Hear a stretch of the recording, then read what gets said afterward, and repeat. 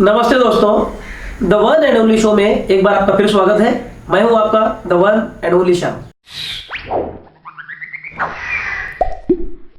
हम उस देश के वासी हैं जिस देश में जय श्री राम बोलने वाले को कट्टर हिंदू और अल्लाहू अकबर बोलने वाले को कट्टर मुसलमान समझा जाता है।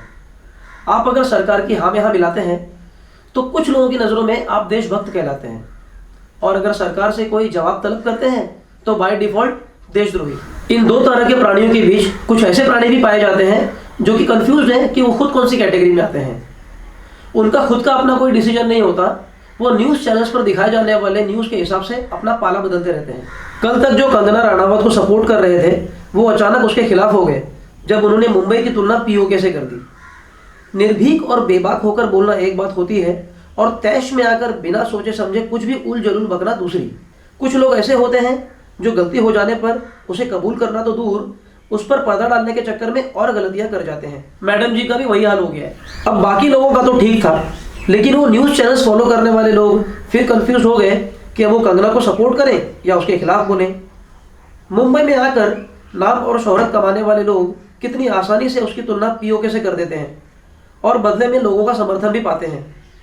ऐसा कहाँ होता है भाई? It happens only in India. Ashoka film में सम्राट अशोक का किरदार निभाने वाले शाहरुख खान ने खुद को कभी महान अशोक नहीं समझा, लेकिन मणिकर्णिका फिल्म में झांसी की रानी का किरदार निभाने वाली कंगना रनावत खुद को वास्तव में झांसी की रानी समझने लगी। शायद वो ये भूल गई होगी कि जिस पब्लिक ने उन्हें झांसी की रानी के रोल में देखा है, उन्हीं लोगों ने कुछ साल पहले उन्हें gangster, shoot out at Wadala, life in a metro और फैशन में भी देखा है। खुद को एक बेहतरीन अदाकार समझना कोई गलत बात नहीं है, लेकिन बार बार खुद को नेशनल अवार्ड विनर, पद्मश्री और मोस्ट सक्सेसफुल एक्ट्रेस एवर कहलवाना कहाँ तक सही है?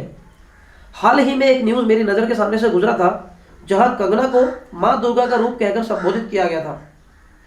बस एक बार पता चल जाए कि ये न्यूज़ किसने उड़ाया था, उसके बाद तो फिर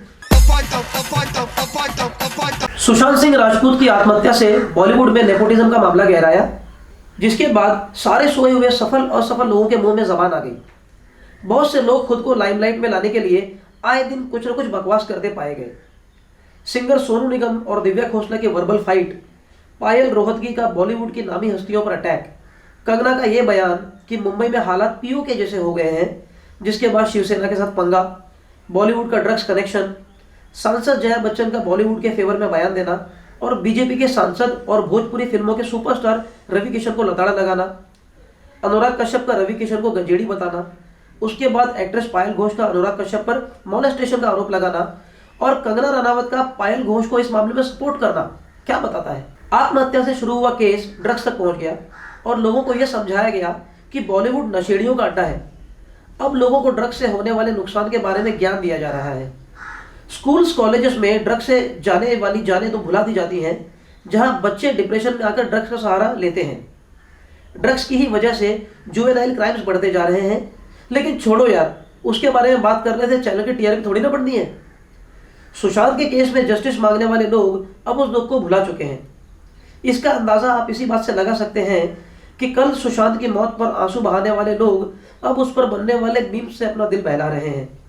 वैसे भी हमारे यहाँ तो 7 जन्मों में विश्वास करते हैं, इस जन्म में नहीं ना सही, बाय गॉड अगले जन्म में हम सुशांत को जरूर इंसाफ दिलवा के रहेंगे।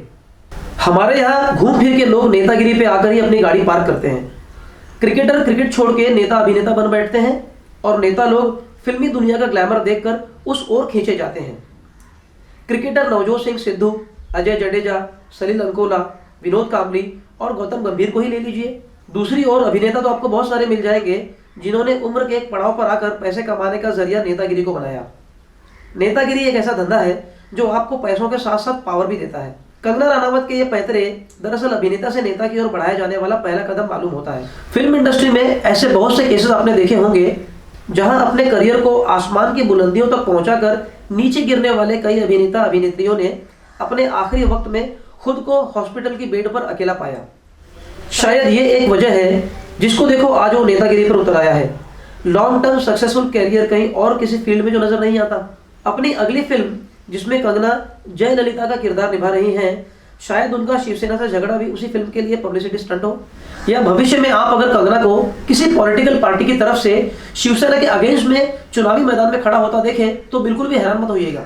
जनता जनार्दन के बारे में क्या कहा जाए, पता नहीं कैसे लोग क्या सोचकर अभिनेता अभिनेत्रियों के रूप में एक आदर्श नेता ढूंढते हैं। हेमा मालिनी, जया बच्चन, राज बब्बर, जयललिता, मनोज तिवारी, रवि किशन, 2.5 किलो के हाथ वाले सनी लियोन, मेरा मतलब सनी देओल, सिंगर बाबुल सुप्रियो, स्मृति ईरानी और शत्रुघ्न सिन्हा ने कितने झंडे गाड़े वो तो सब देख ही रहे हैं। केवल सुनील दत्त एकमात्र ऐसे अभिनेता रहे जिन्होंने बॉलीवुड और राजनीति दोनों ही क्षेत्रों में अपने काम से लोगों के दिलों में अपनी जगह बनाई। बाकी एक्टर्स तो एक्टिंग ही करते रह गए। कंगना रनावत नाम से अपना फिल्मी करियर शुरू करने वाली धीरे धीरे कंगना रनौत हो गई और अब आजकल वो कंगना रनौट हो गई है। अब बताइए ये सब कौन कर रहा है भला? हमारी मीडिया के जो पेज 3 जर्नलिस्ट हैं, ये उनका काम है। ये जर्नलिस्ट जो कि हर रेव पार्टी में आपको ऐसे नशेड़ी एक्टर के साथ देखने को मिल जाएंगे, उनका काम होता है ऐसे एक्टर्स की पीआर टीम के साथ में मिलके उन एक्टर्स को एक निक नेम देकर उनकी ब्रांडिंग करना, जिसके चलते माधुरी दीक्षित धक धक गर्ल बन गई, रानी मुखर्जी बनी खंडाला गर्ल, शाहरुख खान बने बादशाह या किंग खान कह सकते हैं, शेफाली जरीवाला बन गई कांटा लगा गर्ल, अक्षय कुमार बन गए खिलाड़ी एंड सो ऑन। ठीक उसी तर्ज पर कंगना रनौट पहले क्वीन बन गई थी, उसके बाद उन्हें झांसी की रानी बना दिया गया और फिर माँ दुर्गा का रूप। पब्लिक भी अजीब है, जो इंसान में भगवान तो देख लेती है लेकिन इंसान के अंदर छुपा इंसान नहीं देख पाती। जनता की इन्हीं कमियों का फायदा उठाने वाले लोग कल उनके वोट हासिल करेंगे और बाद में उनके सेंटिमेंट से खेलेंगे। याद है या भूल गए जब राज बब्बर ने कहा था कि भारत देश में लोग 5 रुपए में भरपेट भोजन कर सकते हैं। हेमा मालिनी अपनी गाड़ी से एक्सीडेंट करती है जिसमें एक छोटी बच्ची की मौत हो जाती है, लेकिन मामला दब जाता है। कांग्रेस का मजाक उड़ाकर लोगों का मनोरंजन करने वाले सिद्धू साहब खुद कांग्रेस ज्वाइन करने के बाद सोनिया गांधी को देवी बतलाते फिरते हैं। ऐसे लोगों का दीन धर्म सिर्फ और सिर्फ पैसा है, अब वो चाहे किसी भी रास्ते से आए। इन लोगों के पास ना तो आत्मसम्मान है और ना ही शर्म। लेकिन ऐसी कौन सी चीज है जो आपको सही को सही और गलत को गलत कहने से रोकती है? एक बार ये सवाल खुद अपने आप से करें, आपको इसका जवाब मिल जाएगा। अगर आपको ये वीडियो पसंद आया तो इसे लाइक जरूर करें और इस चैनल को सब्सक्राइब करें। और एक बात जान लें कि इस चैनल का पर्पस किसी पॉलिटिकल पार्टी को सपोर्ट करना या उसको ब्लेम करना नहीं, बल्कि सच को सामने लाना है। अगर आप मेरी बात से इत्तेफाक रखते हैं तो ठीक, वरना इस वीडियो को ऐसे इग्नोर कर दीजिए जैसे मेरी क्रश मुझे इग्नोर करती है। समझ गए? समझ गया मैं।